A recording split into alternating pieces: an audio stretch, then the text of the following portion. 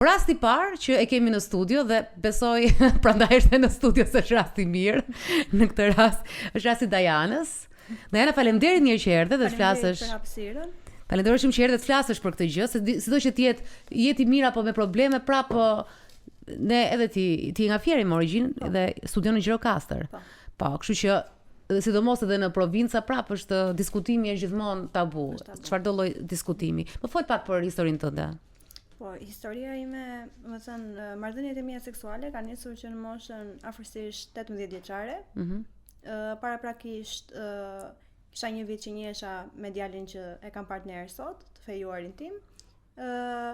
Fillimisht isha shumë e friksuar dhe isha e pa informuar, duhet thënë. Nuk e dija se çfarë më priste dhe hera e parë ka qenë si traumatike dhe kur e kujtoj sot kam qarë herën e parë. Vërtet. Dhe sot gati pas 5 vitesh kur e kujtoj prap kam një përzierje ndjesish. Më vjen edhe të qesh nga naiviteti që kam patur para 5 viteve dhe më vjen edhe të qaj sepse nuk kisha e mirë informuar apo e para përgatitur për atë që nuk mua më priste. Ti ke qarë disa herë apo ka qenë vetëm hera e parë? Hera e parë. Me thënë, muajt e parë, si çdo njeri, me dhimbjet, sikleti me partnerin, turpi. Po. Siç e the ti pak më përpara, është tabu dhe pjesa e të folurit për seksin prind fëmijë, sepse besoj aty është ndihesh më rehat për të folur hapur, sepse në shoqëri të paktën në shoqërinë time ne nuk flasim për këto gjëra. Nuk kemi folur që në atë kohë. Dhe s'keni folur asnjëherë mes gocash se ka, domethënë gjimnazi ishte ai qefi që kush bën seks i pari. Jo, nuk kemi diskutim asnjëherë. Nuk ka ndodhur ndonjëherë dhe mendoj po ta kisha patur edhe këtë lirinë e të folurit me mamin të paktën.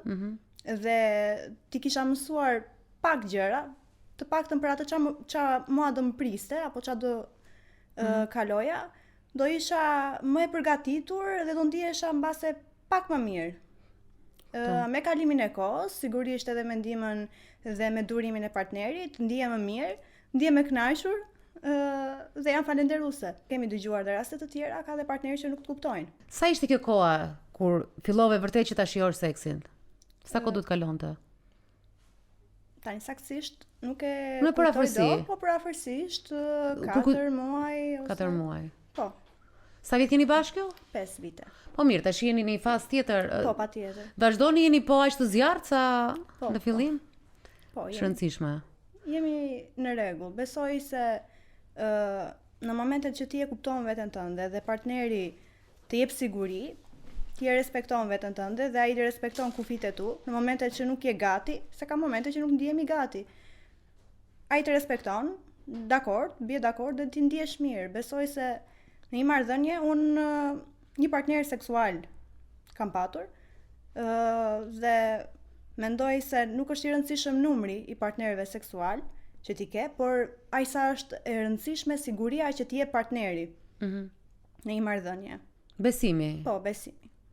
Më thënë, te besimi ju dhe fakti pjesa që ti e hapur shumë, edhe për, më thënë, jeni të hapur të dy për çfarë ju pëlqen, çfarë ju pëlqen. Mua ma ka dhënë partneri im atë liri që unë të flas lirshëm, në momente që nuk dua ta shpreh apo diçka që e mendoj që është gabim, ja them, por që është shumë e rëndësishme pjesa që ai ma ka dhënë këtë lirin, që unë të flas, të shprehen.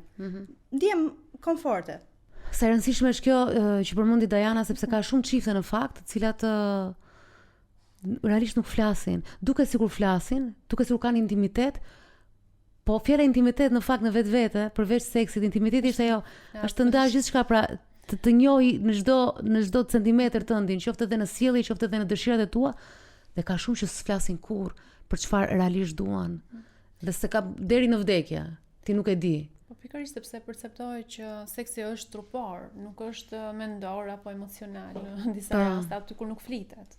Është vetëm shkarkim fizik, edhe mendoj se aty është plotësuar e gjithë çështja intime, por në të vërtetë fillon për te dhe ajo është vështirësia më e madhe, sepse duhet dish të dëgjosh nevojat e tjetrit, nuk është vetëm që unë në rregull ti mi the, por ti kuptosh ato. Po. Do të shkoj pak më thellë. Më kurizon shumë historia e Dajanës, sepse pikë së pari që mendoj se ndihmon shumë njerëz në mënyrën se si po e tregon, pra që the nga fillimi ke dashur që të kishte thënë mami ose një prind të kishte. Besoj njeriu më i besueshëm dhe që nuk ta do të keqen asnjëherë është mami. Mami, po. Si mendon se do të kishte ndihmuar një bisedë me të? Të kishte qenë pak më e hapur në lidhje me këtë temë. Të më fliste në mënyrën e saj, çfarë do qoftë mënyra, nuk e di se si mund ta shpjegoj, por që cila do qoftë mënyra boll të më fliste. Do isha pak më e përgatitur, sepse në shkollë nuk flitet, nuk paraflitet shumë për edukatën seksuale, që duhet jemi të gjithë mirë informuar. A ishte ftohtë në raport me ty? Mami? Po. Mamin e kam patur, unë e quaj Hitler, gjithkohon, nuk bëj fjalë që të flitej për këto tema, por edhe thjesht për një përqim të një djali në shkollë, unë nuk mund t'i flisja dot mamin. Mami ishte e fokusuar vetëm te mësime, shkolla. Po. Atë vetë si e shikoje ti si grua? Ishte femërore, ishte, nuk di the Hitler në raport me ty, po nuk e di në raport me babin. Se kam ditur kurr. Nuk e kam pyetur kurr, sepse nuk ma ka lënë atë akses. Po vete e keni djerë ka pas letatime, ngacmime apo kanë qenë? Po, patjetër kam patur. Kam patur, por shumë pak. Shumë pak të paktën në syrin ton kanë qenë pakta. Dhe nuk u desh ta eksperimentoj ti vetë e para, po pritshmëri kishte ngritur për marrëdhënien se si mund të ishte? Me thënë të drejtën, jo, nuk kam patur pritshmëri dhe për këtë gjë ndihem keq. Ishte moment zbulimi për ty? Po, ishte një moment zbulimi. Dhe pse ishte traumatik? Po, ishte traumatik, do doja të kisha qenë pak më informuar, të dija më shumë. Ti kishe probleme për shembull të imazhit të trupit tënd, apo ndonjë frikë se si do perceptoheshe nga partneri? Po, kjo e dyta më shumë. Dhe atë ndihmoi ai sepse të datë kuptosh që nuk kishte asgjë. Ishte i duruar me mua, më kuptoi dhe më ka qëndruar pranë. Partneri ka pasur eksperiencë më parë? Po, patjetër. Po, sa diferencë keni ju njëri tjetrit? Kemi 11 vite diferencë nga njëri tjetri. Okej. Kjo është një gjë e rëndësishme, pra diferenca e moshës partnerit, po, edhe mënyra se si të kupton, po, ka të bëjë. Dhe mendoj që në ato marrëdhënie që ka siguri, që ti njeh limitet e tua dhe je e hapur të flasësh me partnerin për çfarë do lloj gjëje, besoj se ajo është një marrëdhënie e shëndetshme, se unë mendoj që një marrëdhënie e shtyr nga ankthi, nga presioni, që vetëm ti bëj qefin apo ta plotsoj. Edhe shumë adoleshencë kështu janë, në fakt, gama e gocave. Ta plotsoj dhe ta bëj nën presion nuk është e mirë. Në rast parë duhet ta duam veten tonë, ti njohim kufin tan dhe ta respektojmë pak më tepër veten. Jo, hajde e bëjmë se kështu ka qef partneri, apo kështu do i bie në sy. Kështu do më pëlqej më shumë, do ketë vëmendjen tek unë. Duhet ti njohim kufin tan. Si të ndihmoj ai konkretisht? Domethënë sa kohë tu desh? Më kuptoi, më së shumti më kuptoi, në momentet që isha domethënë momenti i parë ka qenë traumatik. Është thjesht vetë procesi. Hera e parë e dim gjithë dhe normale që më kuptoi, më qëndroi afër, më foli, ma shpjegoi pak më tepër, se nuk e dija. Kam qenë e paditur. Dhe më pëlqeu kjo pjesë tek ai. Më pëlqeu që ishte i duruar me mua. Se sikur e thash edhe pak më përpara, ka patur eksperienca të tjera, ndoshta ka patur edhe më tepër pritshmëri nga unë, por që mendoj që edhe nuk ka patur pritshmëri sepse e ka ditur që unë nuk kam patur të tilla eksperienca më përpara dhe kjo ndoshta ka qenë një nga ato arsyet që ai më ka qëndruar pranë dhe ka qenë i duruar me mua. Sa kohë tu desh që të ambientohesh me këto eksperienca më të tua që po i krijoje dhe po kuptoje se si dhe ta shijoje këtë gjë, vetëm kishe dhimbje dhe faj. Me kohën nuk më desh shumë kohë, por ka qenë një hark kohor i shkurtër, rreth 4 apo 5 muaj. Dhe unë ndjeva më mirë, më e çlirët, me thënë në fillimi ka qenë edhe pjesa që kisha edhe turp, të isha e zhveshur përpara partnerit tim, sepse nuk më kishte ndodhur më përpara, ishte për herë të parë, dhe normalisht dhe kjo pjesë me kohën duhet thënë që duhet jetë një komunikim i mirë nga të dyja palët, ai të bëjë të ndihesh ti rehat që ndodhin edhe këto pjesët e tjera më pas. Në fakt, ndihesh mirë. Në fakt arsyeja pse bëhet edukimi seksual është edhe kjo që një grua, një vajzë të shkarkoj pak dhe ndjenjat e fajit, të turpit që ka akumuluar nga kultura, nëse mund t'i themi kulturë. Nëse që ty të mbyt ose nuk të lejon të shpresh për gjëra që janë shumë normale dhe shumë të shëndetshme kur e kuptojmë seksin në vetvete, në gjithë atë pjesën e vet, por që nuk është vetëm trupor. Por në rastin tënd, po e kuptojmë se si ndihmon pjesa e komunikimit, por bashkë me komunikimin ka ndodhur dhe edukimi. Patjetër, është shumë e rëndësishme mendoj. Domethënë lidhur nga përvoja ime. Kishte shumë vajza të tjera që ti ke pas kontakt në zonën tënde që kishin të njëjtën problematik, nëse ke arritur ta flasësh? Po, kam dëgjuar që ka shumë vajza që kanë problem se ndihen në siklet për ta folur me partnerët. Dhe kam dëgjuar shumë raste të shumë vajzave dhe nuk e kuptoj dot se si arrin të vënë përpara nevojat e dikujt tjetër përpara vetes tyre dhe nuk din të vënë limite. Është shumë e rëndësishme të vësh limite, të vësh kufi. Duhet të respektosh pak më tepër veten tënde, atë që ti do në rast parë, pastaj nëse ti je e kënaqur, je e qetë dhe e do si gjë, mund të vazhdosh. Që ka diçka që ka të drejtu dhe në fakt unë nuk jam për t'i gjykuar, sidomos në gjimnaz, sepse është e tillë atmosfera ku çunat janë në zbulimin e seksit edhe e ka shumë të qartë atë gjën. Dhe ndërkohë edhe gara është e madhe, që kur janë çuna tërheqës apo ato të shkollës, dhe ka dhe një garë aty, kështu që në atë garë ne rrugës e mësojmë që nuk e fiton ashtu në fillim, po e mësojmë çik më vonesë, po në moshën 16-17 vjeçe kur pak a shumë parametrat janë njësoj, kur ato s'ke as pasuri, as gjë në atë moment, domethënë jeni vetëm ju, trupi juaj dhe ky kuriozitet i madh, shumë goca nuk janë për të fajsuar që e mendojnë këtë gjë. Është shumë e vështirë, pra ajo pjesa e edukimit, pjesa e punës në shtëpi, pjesa e sigurisë që mund fitojnë fakti që ti je një qenie, nuk je vetëm një qenie seksuale, ke shumë gjëra të tjera, është e vështirë dhe prandaj përdoret kjo. Pra seksi dhe gjithmonë femra e ka përdorur seksin. Dhe faktin që meshkujt shpesh zbuten shumë shpejt para aktit seksual. Po mua më vjen mirë për diçka tek historia jote që ai kur thua tek pjesa e durimit, do them tek pjesa e dëgjimit.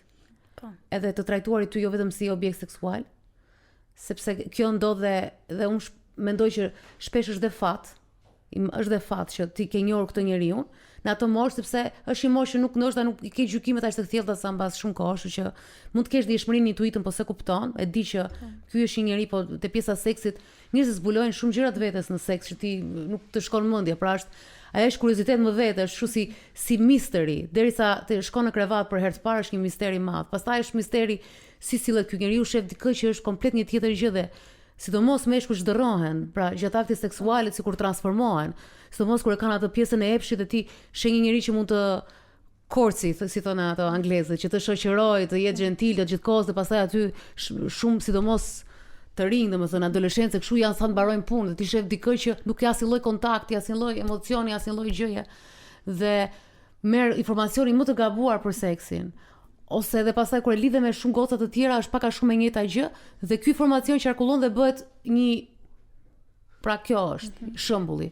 Ndërkohë që në rastin e Dianës është fat që ai ka trajtuar si njeri, është fat si individ, po edhe Diana e ka mendoj se ka disa cilësi të saj që i ka përdorur ose i ka zbuluar përgjatë këtij komunikimi, sepse tha unë shikoj nevojat e mia përpara dhe është e rëndësishme, nevojat e mia. Nuk dua të dukem egoiste në këtë pjesë, por besoj është shumë e rëndësishme, sepse kjo të ka ndihmuar të lidhesh akoma më shumë me partnerin, siç edhe po ndodh sot me ju. Por një gjë e rëndësishme për t'u prekur sërish nga historia jote është edhe fakti i eksperiencës së parë seksuale që ndodh, kur është e dhimbshme, normalisht fizikisht, por është edhe frikshme, sepse ka turp, ka faj dhe dim këto. Është që më pas një vajzë mund ta piketoj këtë si eksperiencën që do shoqëroj gjithmonë dhe ka shumë që ngecën në këtë stad, domethënë me frikë dhe i trëmben hyrjes në marrëdhënie të tjera. Por është për t'u thënë që nuk mbaron aty. Siç ka ndodhur me ty, me durimin që ke treguar, me partnerin që të ka mbështetur, ai ka luajtur një rol kryesor. Ti e ke eksperimentuar në vazhdimsi derisa ke arritur të kuptosh si është për ty jeta seksuale, sepse dhe ajo eksperimentohet dhe zhvillohet, nuk ngec. Patjetër që fillimi, sikur e the dhe ti, normalisht që nga trauma që kalon me gjitha sikletet edhe pareatit e saj, që të shoqërojnë, sigurisht që mendon hera e dytë si mund të jetë, nuk jam gati për një herë të dytë, por që mendon që në moment që personi që ke përballë, partneri, e flet, të ndihmon, mendoj që ana psikologjike është shumë e rëndësishme. Duhet të ndihesh mirë psikologjikisht, emocionalisht dhe pastaj normalisht që do jesh gati.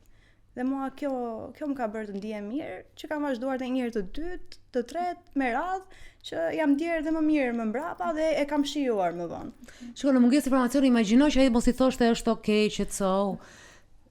Të vërtetë pantallonat e tikë, imagjino që dhe i ka ndodhur shumë gocave, sidomos kur ti nxiton nuk e krijuar një lidhje të fortë emocionale që jeni bërë, domethënë e kam fjalën gjithmonë, shkoj gjithmonë në gjimnaz dhe në fakultet, pra në ato të rinis kur fillojnë zbulimet e para seksuale. Kryesisht për shumicën në gjimnaz. Po imagjino që thjesht mërthej pantallonat dhe iki, dhe ti thua çfarë kam bërë, që kam i tmerr. Pra, un kam performuar unë. Është gabimi im, sidomos kur s'ke informacion, pra sa i rëndësishëm është informacioni, sepse siç thëti ti shkakton trauma. Po. Traumë edhe të pengon të marrësh një kënaqësi që është e bukur. Humbet dhe vetbesimin, do thoya unë, në tilla momente. Në rastin që ti e përshkrove tani humbet dhe vetbesimin, nuk ke më besim te vetja dhe në rast se ti krijon një marrëdhënie të re, e mbylle marrëdhënien me këtë personin që të iku, ti nuk je gati për të krijuar një marrëdhënie të re. Prandaj ose mund ta kalosh dhe nga ana tjetër. Mund të lësh shenjë që ti sishe edhe të bësh të pamundurin që ta tregosh me këtë që je. Që mund ta tregosh në monogami, po mund ta tregosh edhe në formë tjetër. Pra seksi unë mendoj është edhe eksperiencat e para seksuale janë vërtet tamam që lën shenjë. Jo vetëm eksperiencat seksuale, po edhe ato eksperimentimet e para. Për shembull, un kam dëgjuar një rast të një gruaje që ishte seksologe, pra merreshe vetëm me rastet në terapi që kishin problematika seksuale, dhe po tregonte një rast që thjesht janë dy adoleshentë që po eksperimentonin me njëri tjetrin, vetëm fakti që ai kishte hequr pjesën e recipetave dhe tregonte unë i hoqa bënte këtë pjesën e lojës, i kishte ngelur një traumë se vajzës. Pra dhe eksperimentimet e para, pra kontaktet e para që ndodhin lën shenja, dhe kjo është sot 32 vjeç që e vuan në atë moment dhe nuk ka pasur kur asnjë marrëdhënie seksuale. Pra sa të rëndësishme janë mënyrat se si ne ndërveprojmë me njëri tjetrin kur është një kontakt kaq intim. Pra nuk është vetëm marrëdhënia, por edhe këto. Por në moshën e adoleshencës patjetër ndodhin sepse nuk janë shumë të zhvilluar dhe mund të bëhen to gabime dhe të pafajshme, mendoj unë, por kemi dhe adult të cilët nuk dinë se si kujdesen, dhe mendoj se përmes historisë tënde ti jo vetëm po ndan historinë se si e ke përjetuar, dhe mendoj se është shumë e vlefshme, por edhe se si duhet të reagojë një partner. E ka sjell pak a shumë edhe ato këtu sot. Çfarë do bëje ti ndryshe? Tani me partnerin ke shumë vite dhe me sa kuptova nga historia kur i takuar me Elonën që jeni të fejuar, dhe kur thuhet të fejuar, domethënë normalisht dihet që të shkonin drejt martesës apo jo. Je dashuruar dhe je shumë okay. Tani çfarë do bëje ti ndryshe nga eksperienca jote si nën, po ti je nën e një vajze, qoftë edhe një djali? Është pak e çuditshme se si eksperiencë fëmijë me nënën time nuk e kam kaluar ndonjëherë. Vërtet që nuk se kam imagjinuar apo menduar ndonjëherë se si mund ndodh në të ardhmen unë me fëmijën tim. Por mendoj që me kohën dhe kur t'i vi momenti, besoj që do jem gati të flas pak nga pak. Do flas hapur. Besoj se kjo gjë që mua më ka munguar, ai informacion që ndoshta diku tjetër nuk mund ta gjeja, po mund ta gjeja me nënën time dhe do isha pak më e lirët dhe mbase do e kuptoja më mirë, se mund të hapësh internetin dhe të lexosh pafund gjëra, por nuk i kupton dot, nuk kupton dot thelbin apo mesazhin që do të përcillet, sepse flasin ndonjëherë edhe me fjalë të mëdha dhe në moshat e vogla, nuk e kuptojnë dot se çfarë mesazhi po përcillet. Mendoj se kur t'i vi momenti vërtet që do flas hapur. Unë këtë mendoj, po nuk e di se a do ja arri vërtet flas apo do jem dhe unë ngurtë si mami im. Ena, ti je 21 vjeç dhe unë kujtoj kohën time, se tash kohët kanë ndryshuar një çik dhe ndaj ti, si thua, në një formë mënyre, po i kërkon llogari nënës që pse nuk foli asnjëherë, kurse në kohën time, unë jam brez, isha adoleshente në 90-ën, jo vetëm nuk diskutoj, por përveç atyre që kanë pas fatin e keq që kanë kapur prindrit në akt, ne që si kemi sa ka ndodhur kjo gjë, Unë dhe shumë moshatarët mia deri në një farë moshe në adoleshencë, domethënë para se të ndërgjegjësoheshim çik, mendonim që dy çifte nuk bënin kur seks. Prindrit tanë dhe Veroxha me Nexhmien. Swear. Në qoftë se do dëgjonin fjalën seks dhe do fusnin prindrit ose Veroxha me Nexhmien, ne ishim kështu, nuk është e mundur, nuk ndodh kurrë. Domethënë, kështu jemi rritur ne. Imagjino çfarë lloj traume dhe s'po e them unë se mendoj, unë ka gjetë të gjithë. Nuk e di Marceli, dakord? Po, sepse i vogël ti imagjino çfarë ndodhte, kur i fusje tek seksi, fusje dhe diktatorin, dhe interesohesh edhe për marrëdhënien e tij. Domethënë ne jemi komplet, ne pasoj. Prandaj disfunksionale, tash që po e mendoj, ka qenë unë as nuk e mendonim që prindrit tanë të flisin dhe unë realisht kam adhuruar mikesha të mia të cilët kanë bërë to muhabete në 90-ën. Që mami im ishte dhe mjeke, domethënë që gjithkohës me këto histori dhe i kam normale.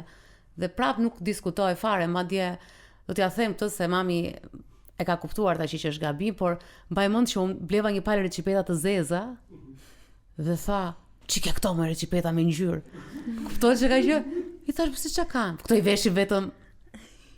S'po vazhdoj fjalin. Dhe domethënë ishte recipeta e zezë lidhje me seksin. Përveç gjërave tjera, pastaj që i kam darë 100 herë në çdo televizion, kur më kujtohet ndonjë gjë nga adoleshenca ime, po imagjino atëherë tash dhe unë nuk e di sa vjeç është mami jot, po mami im është e vogël. Po pra, 38 vjeç. Po që jam e vogël se mua, imagjino, po pra, domethënë është trauma sa atëherë s'kishte lidhje fare. Kështu që është akoma brezi i dytë, mami në fakt është pak e re dhe duhet ta bënte, nuk e ka bër, por ndoshta sepse është qytet më i vogël ose ashtu kanë qenë rrethanat. Po, varet edhe nga karakteri i njeriu, sa i hapur apo i mbyllur është, mendoj unë. Ndoshta me mamit ti mund të krijosh një marrëdhënie fantastike kur bëhesh me fëmijë. Mund të krijosh ose me kalimin e kohës. Nuk e di. Shikoj, jo, ka ndodhur shumë herë. Ndryshon, është një marrëdhënie që ndryshon. Por ndoshta ty s'ta ndjen më të flasësh për seksin atë. Por me kuriozitet e kështu të përgjigjen, kalon një farë moshe që bëhen më siç kishim neve tani intervistues që janë më të moshës 60-70 që janë më të lezetshëm dhe flasin edhe kanë atë s'kan asnjë si thua kufi. Pra ndaj gjykimit publik sepse kështu janë rritur gratë. Dana, unë falenderoj shumë. Faleminderit juve për hapësirën. Fole shumë bukur, shumë thjesht, por gjithsesi fole për seksin edhe faleminderit. Faleminderit. Edhe fole aq bukur seksin sa që më në fund kishim një të folur normale, pra duhet flitet normalisht për seksin kështu. Neve ndërkohë do kalojmë pas pak në një histori tjetër, është historia e një vajze e cila edhe pse ka një marrëdhënie të shëndetshme me partnerin e saj, me babain e fëmijëve të saj, nuk ka arritur kënaqësinë që ka arritur me ish partnerin e saj që ka qenë një lidhje e fshehtë. Pra atë lloj seksi në fshehtësi me një burr të martuar nuk e krahason dot, ka ngelur aty si një kujtim shumë i bukur dhe që shpesh herë kthen në ëndrat e saj erotike rikthen. Edhe ne do rikthehemi pas pak pa ëndra